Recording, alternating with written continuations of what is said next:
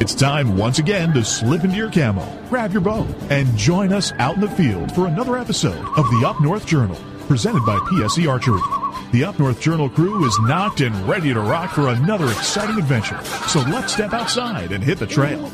Hi, everybody. This is Mike Adams from the Up North Journal podcast. Thanks for joining us on one of our minicasts where we're talking with Bobby Vargas of PSE Marketing. If you want to elevate your archery game or success in the field, take a listen. Hey, welcome back. We're back again for another PSE Tech Tip with Bobby Vargas. Got Bobby on the line. How you doing, Bobby?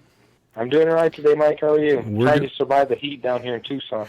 You guys are shoveling sunshine again, aren't you? Too much of it lately. Too much of it. Well, when you get too much of it, send it up to Michigan. Well, actually, it's been pretty warm here lately, so but we'll still we'll bottle it for the winter.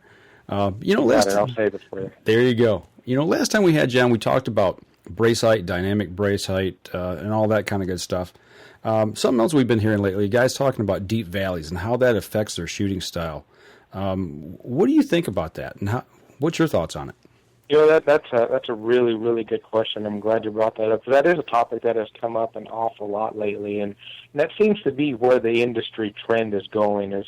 We feel pretty fortunate to have a great team of engineers in-house who are able to react to industry trends and consumer demands, and some of the things that folks have been talking to us about lately is getting a really deep valley bow. The guy said, I love the way that feels. I get that bow back, and it's super high let off. It's got a really deep valley, and I can just hold this thing forever. And when you're in your retailer shop and you're shooting that bow at that 3-yard range in the back of the shop, those bows feel good. I'm not going to lie. It feels really good to pull it. Feels really good to hold it. And some of them feel pretty good to shoot it. But when you're just shooting at that 3-yard range, you're getting sold on how that bow feels. And I know that is super important. But the thing you want to understand is that real deep valley, super, super high let-off bow, it's going to feel good, but you're going to have a tough time being accurate downrange.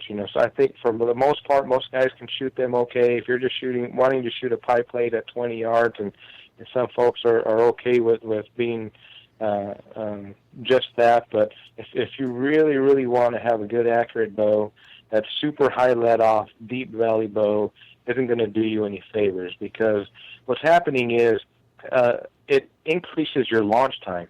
So the deeper the brace height, the higher the let-off, the longer it takes for the bow to ramp up to peak weight from the moment the release goes off.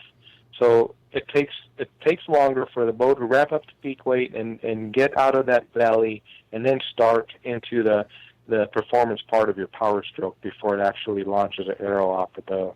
So it leaves you some time to make some mistakes. And you may not think that you have enough time to make mistakes in that time frame. I promise you do. And that's one thing about the PSE bows. We have the shortest launch time of any other bow in the industry, and that's going to help maintain accuracy and give you performance. And we still offer bows with 75, 80% let off, super solid wall, and what I still feel is a really comfortable valley. But there are some other companies out there that are making some super deep valley and really, really high 80% plus let off bows, and they do feel good, and they'll sell you on that feel when you're in the shop. But I don't know if you're going to be as happy with it once you get home and get on the range. But just definitely keep that in mind when you're shopping.